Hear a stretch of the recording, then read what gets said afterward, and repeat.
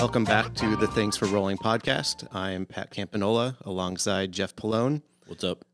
And today we are joined in the studio with Adam Nash. Hey, What's that's up, man? me. Nothing much. I'm happy Welcome. to be here. This Welcome, is exciting. Fancy. I love it. It's very cool. Our long lost brethren, Yeah, so our southern brethren. Yeah. you've been gone for over a year, right? Yeah, I think, I left, it has been a year because we left end of August and I moved like mid-September. Yep. So now it's October. Yeah. It's crazy. Yeah, to so think. Adam trained with us for a while here at 10th Planet Springfield and then took off back home to Mississippi. Mm-hmm. We're trying to entice him to come back. This is the first step. He's here for a few days. Yeah. You can have me. I'll just be single, no kid. Yeah, family's not down with it. No, they're. I mean, Springfield, Massachusetts, dude. I mean, let's go. I'll be honest. We're talking with you. about the top places to live in the bottom 10% of the United Look, States. When I found out it was coming, I told my wife, and genuinely, she's jealous. We loved it up here. She's from the South, never lived anywhere else, so she's never seen seasons. She's seen hot, and hurricane. So when we came here the first time the leaves changed, you could have left her outside for days. Yeah. And so when I was coming, she's texted me multiple times a day. I can't believe how jealous I am right now that I'm not there. And I'm like, I'm sorry. Like, we can come back whenever you're ready. And she's just like, maybe one day. But yeah, she loved it up here. I thought it was going to be all city when we first drove here, and I drove by myself, and I was staying somewhere past Springfield. We thought it was all city. I saw no city, straight, just, whatever it is. I guess it's not mountains, right? Is it mountains? Woods? Suburb. More of woods. Yeah, there's a lot of woods. Yeah. I thought it was all big city, and when there was none, I called her the night I checked into our hotel and was like, this is not what we thought it was. This is different. We thought it was just going to be digging. But yeah, we loved it up here. It's a great spot besides, some areas. Yeah. I guess. Yeah. It's still good. Yeah, Western Mass is an interesting place as far as the landscape goes. Yeah. It was, especially for them. Like my daughter and Ashley, they'd never seen anything besides the coast. So up here, it was like snow, the first snow, trying to explain what it would be like to be snowed in. Been through a hurricane? Yep, same thing. Stay in your house. Yeah, different reason. Yeah, get the food, get the water, don't go anywhere. You're good. So, yeah, we loved it up here. It's good times. Nice. So we have you up here training for a few days, which has been awesome. I had Adam cover the fundamentals class tonight. Daniel was tied up at a work training, and I was going to teach his class. I'm like, hey, since we Wait a normally do second. wrestling at 6 o'clock, Yeah. you know a few things about wrestling. Yeah, except it went somewhat good. Everyone was very, I've got to grab the leg. I'm like, stop grabbing the leg. It's okay. They got it though, eventually, sort of. We've been working hard on it. Daniel's been spearheading the wrestling, but overall our squad is very green when it comes to wrestling. Yeah. You find that everywhere though. Even, where I'm at in Mississippi, the first intro MMA class I did 10, 11 years ago, showed up and they tell you duck walk. I just asked if I could shoot. Can I just shoot across? And they're like, if you know how. Shot across the cage, and as soon as I came back to the other side of the line, the coach was like, what are you doing at 6:30? I don't know. Well, you're in the advanced MMA class now. What? Yeah, we're going to teach you how to wrestle. And then they brought Ben Askren in one time, and he screwed everything up for me and taught everybody how to wrestle. And I was like, damn it, that's the only thing I could do is hold people down. And now everybody learns the wrestling. So grow up with that crap in Ohio, and then now you're stuck with it. It's good times still. Yeah, so let's dial it back. Let's get the full story. Yeah. Which story are we How'd you going find with? your way into, I guess MMA started first, right? Wrestling? Wrestling started everything. led you to MMA. Yeah, wrestling started everything. That was, grew up in Dayton, Ohio, where public school, I was never even varsity because the guys that were varsity were monsters. They traveled year round with the summer camps. They did freestyle, Greco. Our varsity team traveled the country, and our JV team would actually go to local varsity meets to compete. So if you were JV, you were still pretty good, but I just liked wrestling. It wasn't my life. When summer came around, I wasn't going to wrestle. But so I would do that forever. And then I never stayed the same weight, got bigger every year. And grew. I started high school, I think, wrestling 125. And my last year I wrestled, I was 189. So did that, and then took roughly 10 years off to, I guess, enjoy the other parts of life that come after graduating when you don't do anything else but whatever you want. And then got super fat. Did a bet with some friends in Biloxi where we all put up money for, had to lose a percentage. I think I was 240 and I had to get to 200 in like 3 months, and everybody else had the same percentage. And I hate working out, lifting weights, cardio, anything. Don't want to do it. So joined the MMA gym. It was Alan Belcher MMA at the time. Puked during my free trial. They thought there was like no way I would come back, but I went, puked in the bathroom, and walked out and was like, where do I pay? I'm in. Let's go. Puked several classes and then stopped puking eventually, which they asked me from the very beginning, what do you want to do? I was like, I want to fight. Let's fight. I want to do that. So, yeah, it was MMA, and then did that for a few years and got into the Jiu Jitsu and the coaching and did all that for a while, and then just burned out and stopped for 5 years maybe. I mean, that's why I was a blue belt for 2,969 days exactly, if anybody, just in case anybody's wondering what my record is. And then up here, we moved up here. I joined another gym in the area, but they didn't even have a no-gi program. Paid them the monthly bill every month. Never, I think I went like 5 times. Quit because I was like, I'm not going to keep paying. And then I messaged the 10th Planet page like on a open mat Saturday. It was like, hey, how much to drop in? Came in, got my ass kicked by Lewis. I think Ned even kicked my ass afterwards. No, I know he did because he bragged about it to me later. Of course. He told me he went home and told all his buddies like, yeah, this tough MMA guy was in the gym. I jacked him up, and like he said, then the next time, because afterwards, after Lewis beat me up and then Ned beat me up, I just sat against the wall with Pat, and I think we talked for probably like an hour and a half. Jocko came up, everything else came up about who we trained with, and I was like, all right, I'll come back. I think I said like next Friday I'll come back and join, and I was back Monday. I was like, yeah, I'm in, let's go. And then I immediately sought out Ned and smashed him for a round. And he said he went home the first day and like told everybody, I smashed the MMA guy. And then the second time I came back, he went home and was like, I was wrong. No, that was a one-time thing. That was, no, he must be. So yeah, then it was back here. And I mean, I have to literally, when people where I'm at now ask me like why, I'm like, I credit 10th Planet Springfield for, I'm like, I wouldn't be training again because coming here, it was just cool. Everybody was no drama. Everybody just wanted to get better. So he kept going. Then we moved back, and I went back to the old gym, which is now American Top Team, Gulfport, D'Iberville, multiple locations linked to the main American Top Team, and I'm there. So I do that and work. Just did the Worlds, and that didn't go so hot, but, you know, what are you going to do? I was still the best looking guy there. I don't care what anybody says. Yeah, clearly. Like when they ID you and they bring you the, before you walk out. So you've never done IBJJF, right? Have you ever done one? Yeah.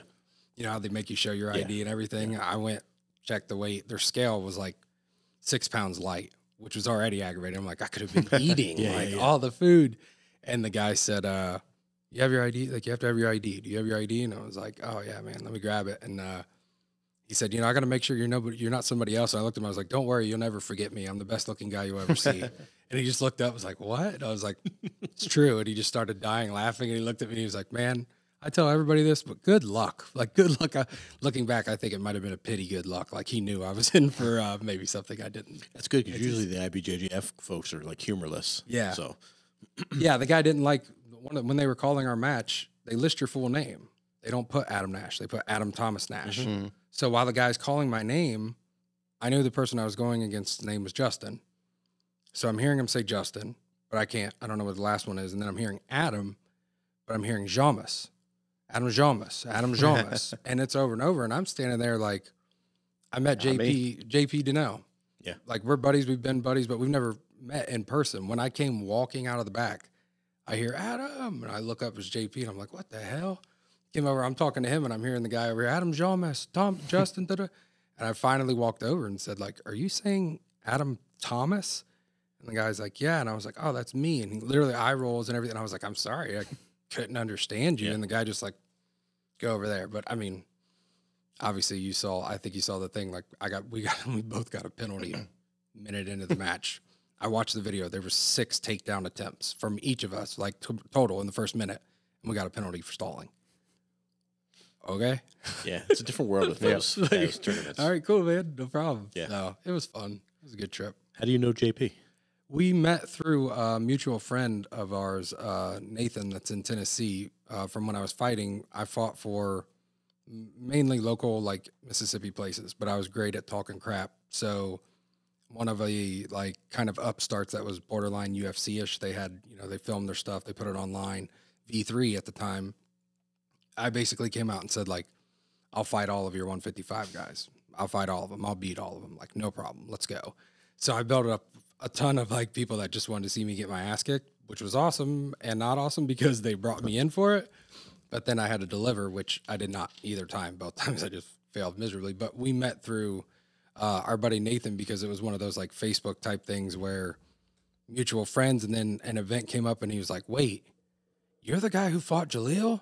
I was at that fight. And I was like, yeah, I was there too for about a minute. I remember. He's like, yeah. And I was like, well, luckily he's in Bellator now. And he's like top 10 welter, like, cool, good for him. But yeah, we met through there. And then I've sent him a few things for like military stuff, like just saying like, thank you for like service that he's passed on to like America's Mighty Warriors, Mark Lee's mom's organization and all that. And so he's been my kind of connector there, but we never met in person. But it was always like, hey, I'm going to be in Texas. Like, if you're around, cool. And he didn't know if he would be. So totally random. Walk out of the back, and I'm thinking it's like a friend yelling, like, hey, we're over here. I look up, it's JP, and I was like, what the hell? That's like, cool. I was like, dude, I kind of got to go do something, but maybe we'll catch up in a minute. Yeah. So, yeah, man, he's super cool. I like the whole group, obviously, and everything they have. So, yeah, that was fun. So you've been competing like crazy lately. Yeah. Yeah, I'm trying to I haven't had much else going on this year. I've just been kind of sitting around doing nothing. So yeah, I was trying to find other ways to do it. And with anything else going on in life with like job, medical stuff and everything else, the gym is the place where I come and I don't have to think about anything else. But I'm not content to just come and practice. I want to go compete. So yeah, I've been, my tournament span's not going so well, I guess. I did the one tournament in New Orleans and lost the match, but the guy I lost it to, Scott, we like instantly became like good friends. We trained. He's a police officer and super cool guy. And then I lost that match, and then I had the draw at the submission match, the first one where the person posted things making it look like they had beat me. Oh, that's right. Yeah, that's right. Yeah, a little shit. And then I did. I think I did maybe, I don't think I did another tournament. I did another submission match and then won that one and then just did the Worlds, which I'm planning already like next year to do again, but I'm going to make some changes. I mean, I was like 230, 235 and was like, Worlds or when? 3 weeks? Yeah, sure, I'll do it. What division? 215? Yeah, no problem. Like weight came off perfectly. I got a buddy that's a nutritionist, helped me. Everything was great, but to be peak, I should be competing probably under 200 pounds. I mean, I don't know how, but everybody else there doesn't have beer bellies. And like, it's super useful in Jiu Jitsu. They should think about it, but they use their abs. So yeah, I'm trying to keep fucking abs. It's so dumb, dude. Like so dumb. Like, have you tried bread? Yeah. Every dude right. that I see with abs. Pasta, dude. Yeah. Like when I was a kid, the doctor asked me what I wanted to be, and I said 6 foot tall and a 6-pack. And he was like, well, good news, you may get to 6 foot. I think you'll probably be like 5'10", 5'11". Bad news, if you want a 6-pack, you're going to have to take 8 every minute of every day because you are what's known as barrel chested. And I was like, they just tell people that. And he's like, no, it's a real thing. Your build, you're going to be like this. Even when I cut to 55, if you look pictures of me completely dehydrated, I've got the top 2, barely. And then it's just kind of like, smooth. Yeah, it's smooth. It's definitely not chiseled, but yeah. So I'm gonna try to get the weight down and just keep competing and get active. And then the goal is next year go smash Worlds, win everything. Nice. So yeah, it's been fun watching you stay busy. Yeah, man. I love seeing all the training videos, all the comp videos. It's so fun just because it's like literally coming up here, being at this gym. I think I've told you obviously before, like I give full credit to it because before I was so burnt out. And just, I was training, like when I was fighting, it was 6 days a week, 6 to 8 hours a day. Like you're not just coming for one class. 10 a.m. is pro training, 11's gi, 12's kickboxing. Cool. Go home for a few hours, come back, do it all again. And doing that forever, like I got promoted at work, and then obviously my daughter was born, and then you start dealing with all that, and then everything else, and like, cool, I'm just gonna take a break for a while. But when I started coming here, I guess maybe it's something good COVID did, like, because I didn't have to worry about much else. Like, there's no job right now, you're getting paid without it. Cool, let's go train. And like, that's all I did. And then by then, like, my wife clearly could tell, she's like, you are way happier when you're doing this. Everybody can, like, they know. So it's fun now. That's why I try to just post the stupid crap. I don't ever want to post the clips that are like, here's me smashing this fellow with an inverted trying mousetrap trip. I'm like, hey, look, here's the guy and me poking each other on the nose and saying boop before we do a takedown. Like, so yeah, it's been fun. I've loved it. It's I'm hoping to like get to a point where I can compete maybe once a month, once every other month at least, just depending on work and everything else, because apparently you have to pay bills. Got to make money. They don't take fake gold medals from jiu-jitsu tournaments for the mortgage. I tried like 3 times and they were pissed. So I got to pay for it now. Staying on that regular competition schedule is huge too. Yeah. I was just listening to Lewis's podcast with Daniel on their Jiu Jitsu Lifting Life podcast. He was saying he's had, I think that was before this last Naga, so he's now over 140 Jiu Jitsu matches. Wow. No shit. That is, yeah. It's still like the craziest thing for Jiu Jitsu competitions is, I guess, from the wrestling background, I still picture tournaments as when you're going to have like 20 and 30 people in your bracket and you're going to have like 10, 15 matches. And then you show up, especially as you get older and possibly fatter, there's like 1, 2 people in your division. And I did 2 competitions while I was up here. And the first one I went to, it was me and one other guy. We did the first match. They said it was best out of 3. When it was time for the next match, he was like, no, I'm good. And he stopped. And then the second one was the, what was it, Good Fight? Is Good Fight the submission only? I did the Good Fight. 2 matches, won them both, luckily, you know, got there. But it's like, still feels weird to do 2 matches. And I'm like, that's it? Like, I don't have to sit around for hours to wait for the next one. So it's cool that you can go out. It seems to be expanding. There seems to be like, in Mississippi right now, there's at least, I can think of 3 promotions that are constant, at least like almost every month. One of them has an event within an hour, hour and a half drive. And then you can get there and compete. But the 140, Jesus. And I mean, Lewis is already a monster. Yeah, he's just always stayed busy. I remember like the first roll on the open mat, and he went straight to, I went to shockingly turtle because I was just, I mean, I won't say that being fat and out of shape makes me turtle because it's just what I like to do. But he went straight to like Kimura locks, Kimura trap, Kimura this. And I just played solid defense the whole time, like just sat on my arm the whole time. And he never let go and just kept torquing, like getting closer and closer, where I'm like, how long are the rounds they're doing right now? Like, is this a 20-minute round? What is happening? And I think he finally submitted me with it. But then like, afterwards, that's the crazy part about Lewis, is he's like a monster, but then he's also just the sweetest, nicest dude afterwards. Like, man, thanks for the work. I appreciate it. And I'm like, eat shit, man. Like, you just made, like, I'm out of breath. I don't know what to do. But yeah, it's cool to see. There's some guys that train that compete at ours, but 140, that's an insane. Yeah, that's in 5-ish years. Yeah, his story is like, I tell people at my gym about Lewis's story. I'm like, the guy trained himself to start. Not like to get in a gym, like to go to tournaments. What's your gym? And he's like, Lewis gym. Right. He's like, I am my gym. Like, I remember him telling me, because he got into it with somebody at one of the events and they accused him of sandbagging or something. And they were like, what gym are you? And he said he pointed to his wife and his kids and he's like, that's my gym. Like, that's who I'm with. And I was like, you are a monster. Yeah. Like, I'm terrified right now. Yeah, we're super fortunate to have him around and you know, having that leadership presence in the room. Yeah, he's great because he teaches, he has no issue rolling with brand new people, other people, and he can control himself really well, which is the good part, because normally you don't get both. You know what I mean? Yep. You get the guy that you're like, don't roll with him until you're ready to roll. Right. Like hard. And then you get the other guys that you're like, don't roll with him if you want hard. Lewis has got that balance to him. I still think he's let me submit him anytime I have. Like, I've told him, I was like, thank you. The world may never know. Right. I'm like, thank you for being so sweet when we roll. I really appreciate you every now and then letting me just lay on you for a while. It's really nice. I think there's something about Lewis's quiet demeanor, right? Yeah. Like Lewis will joke, and Yeah. like, he's a funny guy, and the more you get to know him, the more he'll, talk it up with you. But there's something about his like, just he goes about what he does here in like a subtle manner, right? And Pure, it's like, it's pure. Yeah. It's like it's a genuine.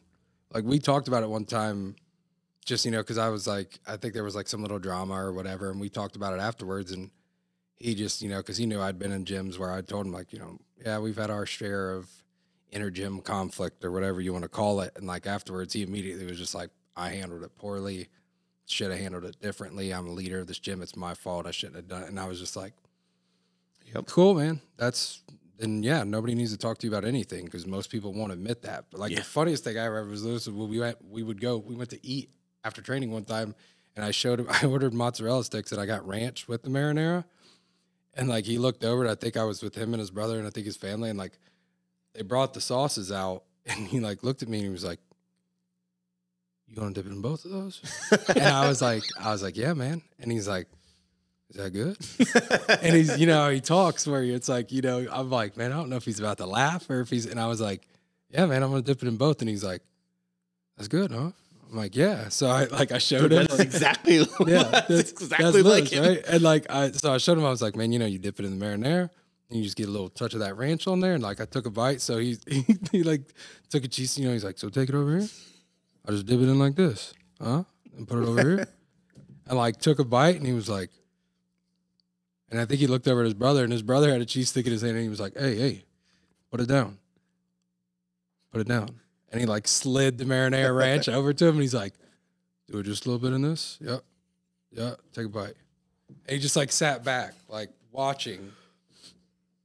And of course, his brother's like, man, that shit's good. His brother. You're changing lives. Yeah, God love him. He's, his brother's not the same personality. So his brother's like, man, that shit's good. I love that. And Lewis is just like, looks over at me, and he's like, that's good. Yeah. That's good. And I was like, I know, right? I'm glad we just had this moment. I didn't think it was coming from my mozzarella stick order, but I'm super happy. I had no idea you had such a big imprint on our team like that. Yeah, man. I'm bringing new things. Like some people bring submissions and techniques. I bring ranch to marinara.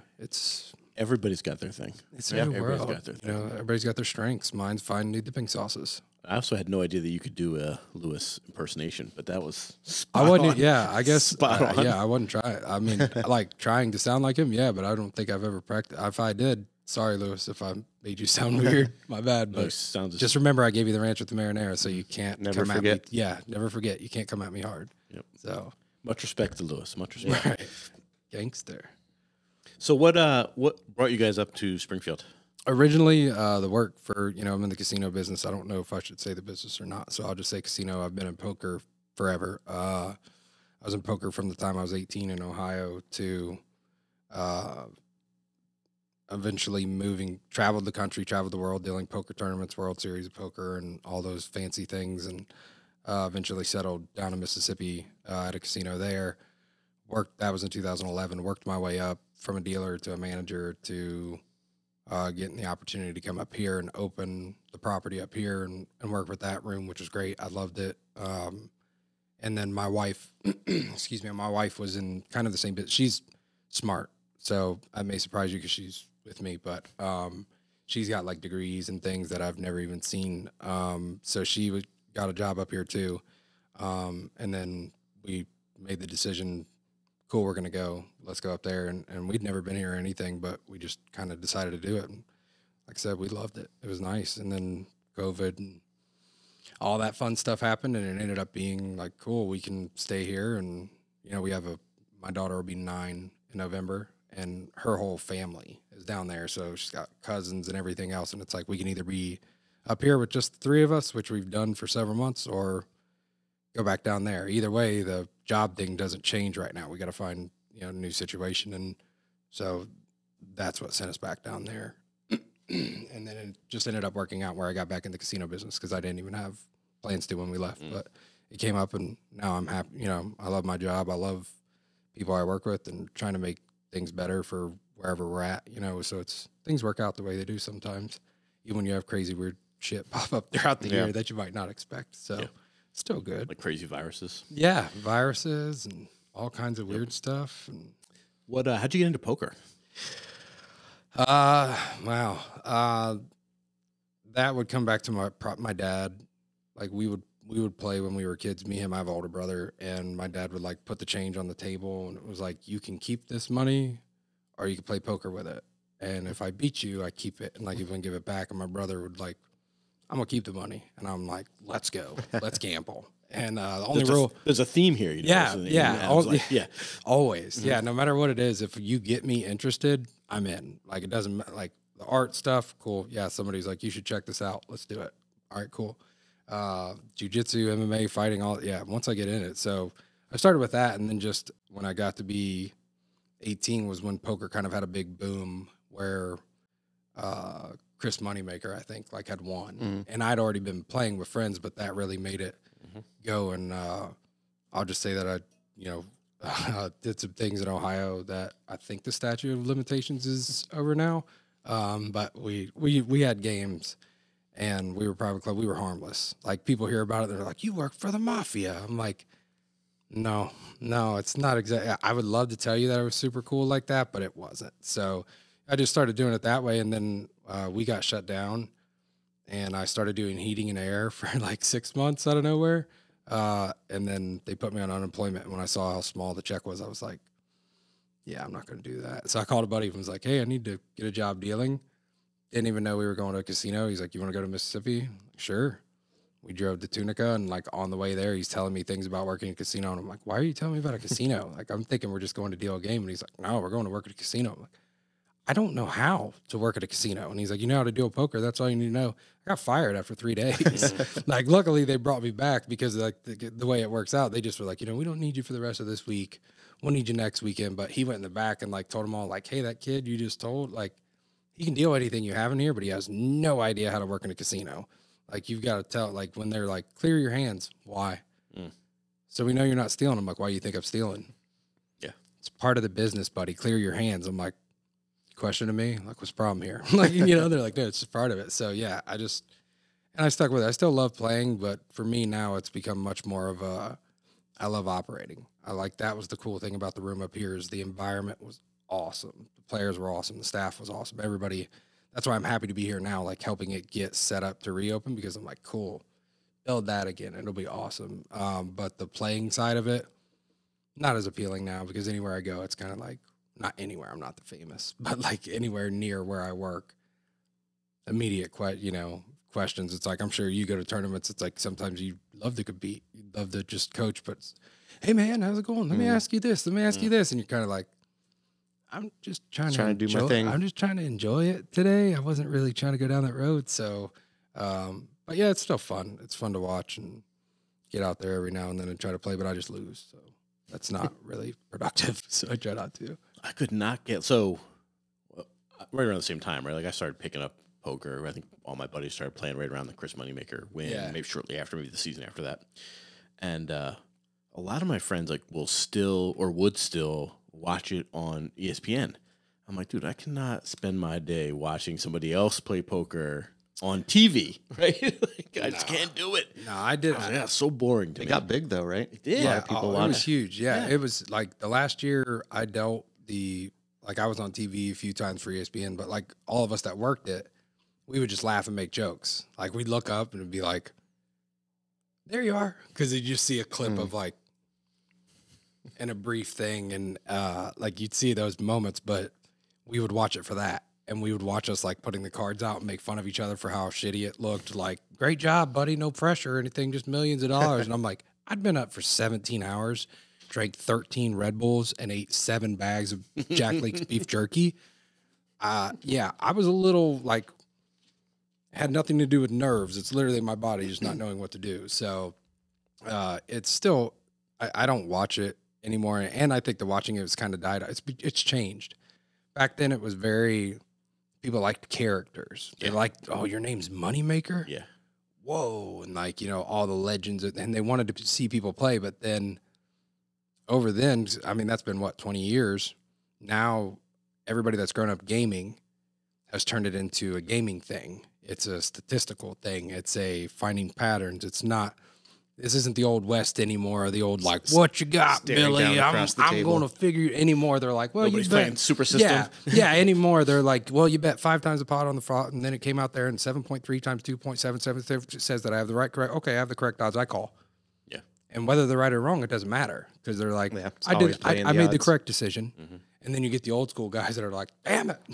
Like my dad. My dad wants to go play, drink as much free beer as he can. He knows he's going to lose the 300 he brought, but he's just as happy to do it. And those are the guys that I would be playing with now, but I kind of can't because it doesn't look very good when you're the guy drinking all the beer. And then they're like, hey, can I talk to you about work? And you're like, yeah, sure. Glug, glug. Like, yeah, every time. So, yeah, it was fun. Miss it a little bit, but not very much. Just how did you end up dealing at the World Series? Like how does that come about? So you when you do the traveling tournament thing, it's basically you have to know how to deal, right? Like I said, I got fired after 3 days for the first one, but my buddy talked him into it. So on the 4th day, where they let everybody else go, I was all pissed off, young, stupid. Screw this! I'll never do this again. He talked him in the back, was like, give him another chance. So I did it again, but then you get to know the people. So you get to know people that have different spots that they're in charge of all over the country. So you start traveling more and you start getting more gigs and you start doing more things. And then the World Series of Poker in the summer was always like everybody went there because there's no tournaments anywhere. And it got to a point where it's so big, excuse me, even when you're a dealer that wasn't that good, you get hired because they just needed people. They have thousands upon thousands coming. But then when you get out there, as far as like when it comes to who's dealing ESPN feature tables and who's getting like the good gigs, you got to show you know how to deal. You got to do it. But then, of course, maybe it might help a little bit if you know the right people and they like you and maybe they think you're like the funny fat guy that they're just going to give a nice light assignment to on that day. So it's good to do that. But yeah, that's the more people you meet, the more gigs you get. It's like anybody that travels for work. You meet more people, more opportunities. And then you can start deciding where you want to go, not want to go. But it all changed a lot, like around 2011, where the money kind of got different. And a lot of the people that were good dealers, like started finding permanent spots. Like that's how I ended up in Mississippi. The place I was at there, everybody wanted to deal there. You're making, we were working 7 days a week. Like I may have had some legal trouble at one point when I started dealing there, and I may have needed a lawyer. I'm not saying I did, but maybe I did. And it was like $5,000. And I just went there with $100 bills and didn't think twice about it. Like, cool. How much is it? Like, you'll take care of everything? No problem. And the guy's just like, Okay. Because we were just working and and the money's still great. It's still a great job. But back then it was just a little different and things changed. But yeah, you meet people, you travel, and you find your kind of niche. So it's, now I'm in the management side. So totally different. You're the man. I am. Goddamn man. I am the guy. Like, if I see you. Now you're telling the young bucks to clear their hands. Yeah. Now I'm the guy. I am. You clear your hands. Oh, man. I am a stickler for procedure, too. I'm the guy that comes out and is like, no. It's like, what happened? They didn't clear their hands. And then it's like, it's probably, yeah. Yeah. It's just a simple. Like, we taught a school up here for when this property opened. And it was like going through things where you think they're goofy and you never, whatever. And you're like, no, you have to do that every time. And everyone's like, why? And I'm like, I was you. I once got fired. I once got fired for that. Let's just say you have to do it and we'll just close it off there. Yeah. So, yeah, it's been good, but it's fun. We've had a lot going on this year with work, family, personal life, all that fun stuff, but it's still, I love my job. I love getting to go train when I'm able to spend time with family, take some trips to compete, see friends, and do things like that, especially when you go through all the weird, just different things that pop up, I guess. It's fun. Yep. So in addition to all of this, you also have some artistic endeavors. Yeah, I'm super artsy. Like I'm pretty dope. Like that's what the kids say. Yeah, I started doing things a while ago. I always loved to draw and doodle, and then made signs for a little bit. And I actually hated painting because I sucked at it. It was just terrible. But I found out it's because I had no patience. And then I started making my own things that I thought were cool, and people thought they were cool too. So I was like, oh, maybe I'll make more of these cool things. But then different things like engraving and all that other stuff. I'll find a new one like every 3 months, and then I just go down the wormhole of like, I've got to learn how to be this. I want to do this, and so it's been cool. Yeah, I wish I had more time for it, but again, wonderful balance. Yeah.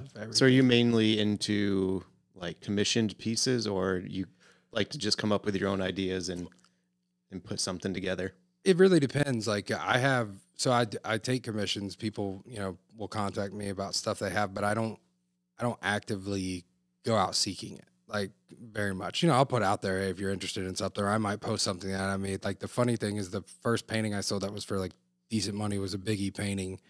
And I just made it because I wanted to try something different. And my brother is great about price. I'm terrible. Like I'll be like $40. He's like, good, 40, and everybody's like, no. And I'm like, $50, and they're like, no. So I sent a picture to my brother of it, and it was like, I was like, how much? And he's like, 500. That's 500 easy. And I was like, what? No, like nobody's gonna pay $500 for this. And he's like, no, dude, it's easy. And I posted it on, I think, Twitter. And I put like for sale if you're interested, and somebody messaged me within like 2 minutes. All right, how much? And I was like, I had my brother's thoughts in my head, but I had my own. Like I'm like, man, if I could get one like $100 for this, I'll be pretty happy. But my brother said 500. Screw it, let's go for it. And I was like 300, and it wasn't. They're a friend of mine. It wasn't 30 seconds. My Venmo popped up like such and such has gave you 300, and I was like, I meant 500. Damn it. Should have done 500. That's awesome. Yeah, That's like awesome. I could say that from the commission side, I've never had anyone dispute a price with me or try to get something cheaper because, yeah, I want to make a little money off of it. But at the end of the day, I want to be interested in what I'm doing. So if it's something cool, I'll probably find a way to do it within your budget. And if it's something not cool or I don't want to do, maybe the price might be out, but I don't even know what that is because no one's ever told me no. No one's ever told me no on a price. We should feature the axe real quick. Yeah. Right? Oh, what? Oh, yeah, the axe. Yeah, Adam engraved this old axe. Yeah, We have it here in the studio. I think I put that out, right? I said, like, does anybody have an old axe? Yeah. And Pat was like, I have an old axe. Yeah, I happen to have this one He's like, I happen to kicking have around. this. It was all rusty. The handle's kind of loose on it, so I wasn't using it. Yeah. And I came by and picked it up. And So it's like a samurai mask on the one side. yeah, you can put it up to your face because it was one of my more popular posts. Yeah, because I held it like that. And I put like, these masks are really getting out of hand. And it I think it was one of the more popular, all 400 of my Instagram followers went crazy for it. It should just live right there. Yeah, it should. That'd be a good spot for it. It's like Jocko's got his table covered in knives. Yeah, you just don't want to probably don't want to stab the table with that one. No. But like you We can might still do give some it- damage. Yeah. So I had fun with that one. That one was cool to make. We'll post a picture of it. Yeah, I totally forgot about it until I walked in and I was like, wait, I made that. Yeah. I remember that. Yeah. Because then Pat was like, man, I shouldn't have sold that. I should have gave that to you. And I was like, surprise, it's yours. I tried to buy it back from Yeah, him. he's like, I'll buy that. And I was like, nah, you can have that. It's your axe. I just want to mess with it. Yeah, it was fun. I And then the Adam engraving. also did that Remy UFO Yeah. t-shirt design.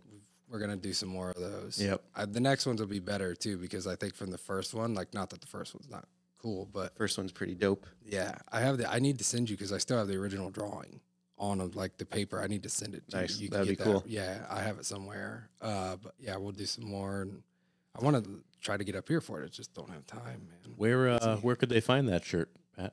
They can find that at springfieldgear.com. You Perfect. beat me to that because Comes in multiple colors. I think I've posted it so many know, times yeah. now that like anything to do with the shirts, I'm immediately like at springfieldgear.com. You can find this for your local kids. They love them. They posted something a while back, and I commented. I'm like, oh, man, where can you find that? Yeah. Was that the backwards rash guard? Yeah, man. That was a custom rash guard. Thank you very much. No, It was sorry, not made backwards, Specific for me. So yeah, it's fun too because it keeps me occupied. So like that's, this year with everything going on, like I had the whole cancer thing, beat that, cool. Well, I mean, technically I'm still going with the medicine and everything else, but I've had no change. Still feel good. Everything's good to go. The gym and the art stuff gives me a little break. I don't have to think about other things or worry about other things. And in all fairness, I haven't, not to sound like cocky or anything else, I haven't been worried the entire time from it. But it's still nice every now and then when you leave an appointment where you're like, God, I got to do this shit every day. Like for how long? And all right. So you go home and just pick up something, whether it's that or I either pick up my gym bag or I'll pick up like a pencil and just start messing around with stuff. And that keeps it going. So it's nice. We've had that conversation many times with people here about how the gym on the, the mats, whatever you're doing, frankly, is like that place where you can go and you don't think about any other bullshit, right? I got this guy's elbow in my throat, and that's what I'm thinking about, right? I'm not thinking about my troubles, right? Yeah. Like, if you do, you just get your ass kicked all the time. Like you have to basically free your mind because you can't just zone out for. I could say that I only had one night while I was getting the radiation. I think I just started like a week in, and I was sparring with one of our guys down there who we normally spar pretty hard. I know he's going to throw hard. I'm going to throw hard. We're both good with it. There's no problem. When we're done, we're still going to love each other. Like, literally, we'll get done sparring. I think the last time we did, and afterwards, he's like, we're still good, right? I love you. And I was like, yeah, man, we're good. And he kicked me in the chest. And when he did, it was like strong kick, but nothing he hasn't thrown before. But I was just like tired, drained, and immediately started thinking of everything else, not the sparring, and just started getting pieced up. Like, and by the end of the round, like, I'm throwing my shit off. I'm like, I ain't doing it tonight. And like, he's apologizing, like, man, I'm sorry. And I was like, it has nothing to do with you. It has to do with that I didn't do the thing that I come here to do, which is not think about anything else. Because when you do, that's when you get jacked up. Yep. Kicked in the chest like a grown man just standing there taking it like, shit, that hurt. And I'm like, this never hurts. Why does this hurt? And then immediately everything else comes to mind. But yeah, I think every single person, I have a friend that just started Jiu Jitsu not too long ago. They're like buried in it now. They'll text, we'll talk about everything. And I love it because it's great to see them grow into it where I'm like, I'm glad I'm not just crazy that I like to strangle my friends and it helps me. So it's a cool thing for everybody. I saw a post one time, right? It was like, your jiu-jitsu gym, the only place where every single person there has tried to kill you. Yeah. Yeah. It's a legit, like, they still remember I fought. So when I tell people I'm going to compete, they're like, you going to fight? And I'm like, do I look like I'm in the shape to fight? And they're like, what? I'm like, I fought at 155.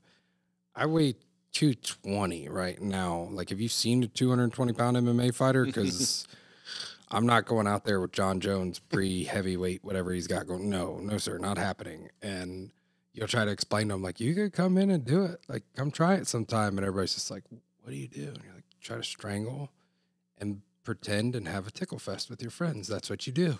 That's a standard Adam. Yeah. Tickle fest. Yeah. Well, I call it that because people get so freaked out by it, man. Like, I've tried to make people, like, we had one of our guys at the last submission match, and I told his dad beforehand, the kid's competed in a ton of tournaments. He's great. He's really technical, strong. I was like, he's going to get nervous.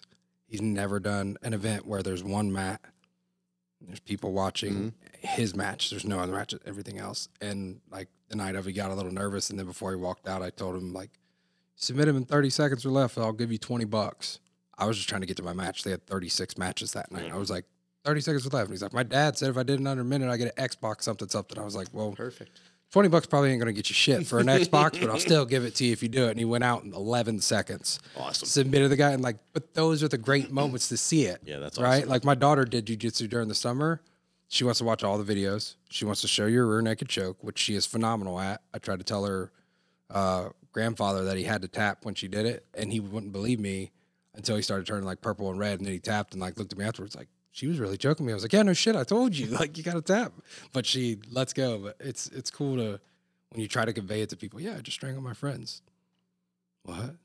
Why would you do that? You're like, it's fun. Because we're friends. So I try to just make light of it, where that's why I call it Tickle Fest nonstop. Like, got a nice Tickle Fest this weekend. Tell everybody it'll change your life. Just do it. It'll change your life. Just tickle your friends and pretend to kill them and watch how much better you feel every day. It's simple. Yep. The whole world should do it. Yep. Be great. What was your, we ask everybody this question, and most people have not fought, although the previous owner of that seat was a fighter. Yeah, I heard about him. I mean, he's probably jealous of my resume, but like, he's not an artist. He could work hard and get there. Yeah, we'll see. You want to hit your hand is what it sounds like? No, God, no. My hand, no. So we've asked now 2 fighters in a row, but we asked all of the folks here if they were walking out for a super fight or an MMA match, what their walkout song would be. Do you remember what your walkout songs were? So mine changed every time, but the first is definitely the most memorable because I made a terrible joke with my coach at the time beforehand, where they were joking because he had a Captain America costume, the full muscle suit, mask, and everything. Okay. My first fight was 170, and I said, he's like, you should wear it at weigh-ins. I said, I don't care, I will. Completely forgot about it. Showed up for weigh-ins. He gets out of his truck, like, and I went, oh shit, like he's serious. I was just, all right, come on. And I put it on, and the guy I was fighting was like 6'6", very lengthy fellow. But you know, you're at the weigh-ins, and they're like, Adam Nash. I've been sitting there in a muscle suit. I'll have to send you the picture. Muscle suit and a mask. Stand up, go to do the weigh-in, and of course the guy's like, what the hell? And I'm like doing all these poses of like these things. So then the next night, when it comes out to, you know, my time to walk out, and everybody's like, what's your walkout song? And I was like, you'll see. They're all like, what? And I was like, you'll see. And so they, you know, they always do the thing, you know, and Adam Nash on the microphone, you know, before you come out. And then everybody gets quiet, and it just starts with, I am a real American. Yes. And one of my buddies looked at me, and he was like, no fucking way. And I went, give it a second. And it is the full Hulk Hogan walkout, build up to electric guitar. Mm-hmm. You want to see a Southern Mississippi crowd go wild, play I Am a Real American as you walk out, because everyone there instantly was just like, ah! It might have been the free beer, but like the song definitely helped. And then from then on, I would do, like, my brother was in a band for a while, so I would walk out to his songs. I tried to never walk out to anything serious. That last submission match, I was mad because they asked us to email them songs, and I emailed them Rick Astley. I wanted to Rickroll everybody in the crowd when I came to walk out, and they didn't play it. And I was like, I picked that song for a reason. Like, that's my song. I wanted, so yeah. But I would still say Real American is definitely, still when I see people, they're like, man, you remember that time? I'm like, no, I forgot. I forgot my first MMA fight, walkout. I forgot how nervous I was. I forgot how terrible it feels to just sit in the back and wait and get in there and get locked in with another stranger where you're like, why am I doing this? This is a terrible idea. And then all of a sudden it's over and you're like, I didn't die. Yeah, I want to do that again. And that's, so it was, some people I saw somebody, like, everybody puts all these hard ass songs on there. I'm like, cool, I guess if that's what you got to do. Like, look at Darren Till. His walkout is like one of my favorites, Sweet Caroline. And if he can't do it if there's no crowd, he'll walk out to no music. Yeah. It's so awesome. Like, it's so cool to see that. I mean, not that all the other ones aren't cool too, but I guess I have a tendency for the more comical side of things. It's not that big of a deal. You're just going to go fight somebody.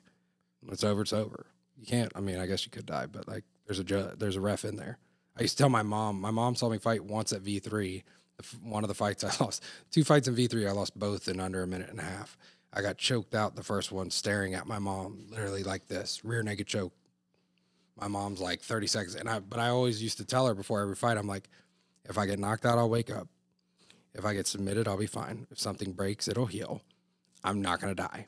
I'll be fine. But I also told her, like, if I get caught in a choke, I'm not going to tap. So be prepared. And staring into her eyes while my eyes were popping out of my head, I made the decision to tap. And still to this day, I'm like, coward, you should have gone to sleep. Like, there was no way I was getting out. I did the stupid thing where instead of defending, you just start like,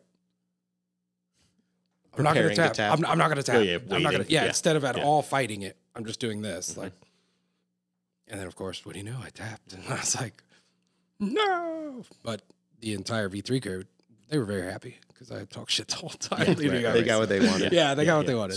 They got. Yeah, I think they probably would have liked me to get the shit kicked out of me more, but suckers, I got choked out and I tapped. So whatever. We will definitely add "I Am a Real American." It is to the playlist. Yep. It is like. It's just there. Epic. You got to have the full intro. You got to have that. Oh, nice, I know the whole thing. Yeah, that slow build up. Dude, I had that shit on tape. Dude, do you remember the videos with the WWE guys? Yeah. Like, how do you... I'm just surprised more people haven't done it. Maybe it's a copyright issue. I mean, Hulk Hogan's kind of controversial now, so maybe people don't want to be Yeah. associated. But All the little Hulksters. right, to clarify, this was all before Hulk Hogan was controversial. Back in the day. Just to be clear, before anything was known about him. But yeah, I think the coolest walkout still I've seen though that I wanted to do was it's tricky Run DMC because we had a buddy back there. I've not seen a crowd like that. Like as soon the whole crowd was like just waiting, and as soon as the beat hit, everyone jumped up. Like, Yeah, that's good. awesome. I was like, I want to do it, but my teammate did it, so I'm like, I gotta wait till he stops fighting, and then I could take a song. But I didn't make it that long, so I had like 12 fights, I think, 1 pro, and was average at best, I guess. But it had fun. We were forcing Bill, one of the students here, in his super fight because Sunshine the Grappler, right? Like we were playing for him Jay-Z's "You Always Be My Sunshine," like constantly in the gym, and he like was oblivious to it. And then finally he admitted, like, all right, I'll put that in as my walkout song. We're like, yes, He put it on his Instagram like a poll. Yeah. And I messaged him. I was like, if you do not walk out to the Rim of the Titan song Yeah, after the person yeah. that you are named, you are missing an opportunity. Yes, that's a here. good one, too, And of yes. course, no, he didn't. Yeah. He didn't pick it. And I was like, no, I forgot. You got to be tough. You can't be walking out. And the event ended up just playing whatever they Like wanted. whatever, yeah, it didn't matter, That's right? the word. That's They asked everyone to send in their music and then just so did what they dumb. wanted. Like that last show I did, look, they're great guys, they're great promoters, but 36 matches was just too many, right? And you need some restructure, and it's awesome that they're bringing the opportunity for submission matches. Don't get me wrong, but by the end, I don't blame the DJ for not playing my song. By the end, he's probably just like, A lot of events try to just do too much. yeah, I mean, it's cool, but it's just 36 matches, man. Yeah, that's a lot. And midnight, I got there at 5 o'clock. I stepped on the mat at midnight. I stepped off the mat at 3 minutes after midnight and was immediately like, where is a 24-hour food place? Yeah. I am hungry. I want to eat. I have not eaten. Like, they have nachos over there, but now they're all gone. It's midnight. What am I going to do? So, yeah, it's cool for them. But walkout songs are strong, man. Have you guys ever had to use one? No. Has I anybody, have. He asked, has anybody asked you guys what your walkout song was? We asked each other. Ooh. See, did? I've got to Did we get ask? I've Yeah, I got to don't get remember. caught up. I've been watching them when I can, and I've been listening. I am subscribed, for the record, Okay, good. on Thank all you. on all platforms. Thank you. Appreciate it. But I have to get caught up on them. I haven't heard that. So what was it? What was your walkout? Mine was Seven Nation Army, Yeah, White it's Stripes. a pretty good one. Yeah. It's got that Slow build. Yeah, Yep. yeah. That's what seems to be. For years, it was Kanye and Jay-Z. They're at that. When I was fighting, that could tell you that kind of era. That was what was that album? I can never remember the name, but their album, everybody Watch walked the out. Throne. Yeah, you go as soon as like 50% of fights. Oh, so hard, won't fight. And you're like, dude, it's like the 7th guy. Yeah, like, yeah. you gotta. There's other songs on Somebody the else album. claimed Yeah, that like song. you can even pick another. Someone in our gym plays that frequently. Also, hard. They do? Yeah. It's not Lewis, is it? No. Thank God. I don't think Lewis plays any music I was there. definitely not going to come back anymore this trip if it was Lewis. Now Wait, I gotta don't figure out who release plays this that until- song. I've never heard it here before. It's been a while, but it's It's not that it's a one bad. that popped up frequently. It's definitely not a bad song. It's a good song. It's got a good beat. It's got all that. But when you're at every MMA show and every other fight, ball so hard, you're like, at first, you're like, oh, yeah, that's my jam. By the second one, you're like, okay. Third one, you're like, get in the cage, man. We've heard enough. That's the problem with those trendy songs. Yeah. They come in, what was the other? Fort Minor, right? Wasn't that the Lincoln Park side yeah. project? The name of There's the a game. 10%. Yeah. Like there's that one was Yep. there. Yeah, that was where. I forgot about that one. Yeah. Yeah, that was really. And then the Revolution one by crap, I can't remember the name. I think 21 Pilots maybe or something like that. I don't remember the name of the song, but everybody was doing that one for a while. And I was like, yeah, cool. I'm going to come out to Lionel Richie. Like, what I was like, I'm doing all night long. Like, that's Yeah. what I'm coming out That's to. And they're good. like, are That's you good. serious? I was like, Yeah. 100%. Absolutely. Yeah, we did it. We've had a couple of people throw off some curveballs, right? Matt was going to come out to a The most evil sounding song Yeah. I've ever heard in my life. Yeah. I replied like, this sounds like a death march. And he's like, that's Yeah. what it is. Yeah. I'm like, you are the sweetest man alive. Yeah. You cannot tell me that that's I what want to smash yeah. somebody. Yeah. That's me. I'm like, that's not you, man. Yeah, people have been all over the place. Do they so the local events they let them have or they tell them they're gonna have walkout Yeah. songs and then they don't. Some of us are just making it up, right? Just Yeah, for most of them, it's just Well, hypothetical. what would you pick? Yeah. Oh yeah. Well, if I had to do a new one now, I've always like Lionel Richie. I've always wanted to do all night long, just because I kind of like to dance my way out there through the uncomfortableness. Because there's nothing I hated every moment of buildup. Like Donald Cerrone and Mike Tyson give the best breakdowns I've ever heard of how it feels. Just sitting in the back, questioning everything. Why am I here? This is so stupid. Why am I? So the whole way, anything that can make it easier. Like I have a buddy who's in the UFC, and every day he fights, people text him not so, you got this shit. Get out there and knock him out. You're going to murder him. And I text him the same thing every fight day. How's your hair? How's your hair? You doing good? Your hair's good? That's good, man. And after a fight, win, lose, or draw, I'll be like, hair looked all right. Yeah. Or I'll be like, hey, man, we kind of need to work on that hair some. Because you get it nonsense. Everybody's back there. You're going to do this. All the same stuff. Yeah, dude. No, I'm not. I just want to get in there. There's no more relieving feeling, even getting in the cage, standing across from him, waiting. Coming in the middle, touching gloves, the refs read you the rules. Why do you need to read me the rules? They already read them in the back. You think I don't know the rules? Good. You think I'm going to have anything that pops up? Even though at my last submission, not the last one, the one before, the ref is a buddy of mine, Fred, and he looked, he's like, none of these. Match is 6 minutes long. And he looked over at me and went, you think you're going to make it that long? And I looked right at him and I went, absolutely not. And he's like, okay, cool. So it's like, but until you actually start fighting, it sucks. Every moment you hear everything, the crowd, knees, get up, get up, punch him in the face. My first fight, my mother-in-law was the loudest one. And she yelled at some things that for your podcast, I will not repeat because it is not at all appropriate, but they also had free beer. And my family's table had cups, like 3 stacks, like this big. My drunk friend at the end picked them all up. And my mother-in-law, still justifies it to this day. She's like, beer was free and water was $3. And I was like, I'm not mad at you at all. Yeah. Because that guy grabbed the cage and I tried to throw him out at one point. And because he kept grabbing the cage when I went for takedowns.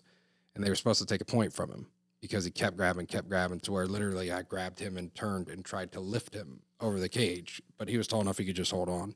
And so then they had to pause it, and they're like, well, take 1 point. And I'll never forget all that silence. You just hear my mother-in-law.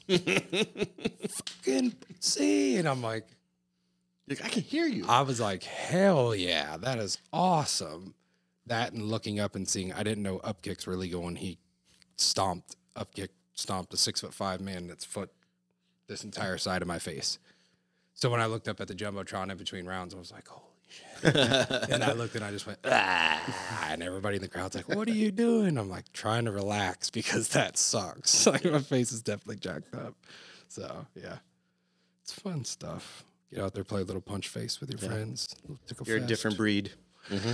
I've heard that. That's what I'll stick to the tickle fest. Yeah, I think I'm done with the punch face, although I do keep getting enticed. At one point, I was supposed to do the bare knuckle, which was hilarious because I went to my boss at the time in the casino industry, and I was like, I was like, I'm going to ask you a question that no one that has ever worked for you has asked you. He's like, what's that? I was like, how do you feel about me taking a bare knuckle boxing match? And he just started dying love. God love it. I've always had supportive views. He's like, whatever you want to do, man, if that's what you do. I was like, cool. But yeah, I think I'm, as much as I hate to admit it, I think I'm tickle fest reserved now. Too much. I'm not cutting weight anymore. Yeah. That's fighting. Yep. So. Yep. Alrighty. Crank through a solid hour. Yep.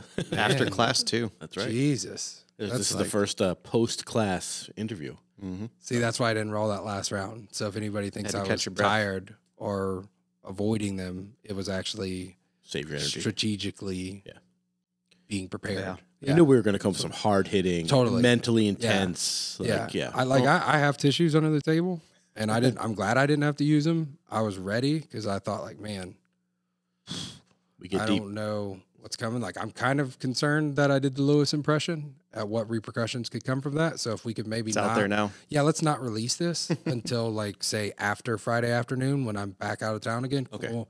Let her fly then. Sure. If I have to, I'll edit up. Yeah, like that. Yeah, just censor the entire time. Like, what happened in that 1 second? So then Lewis said, please hold.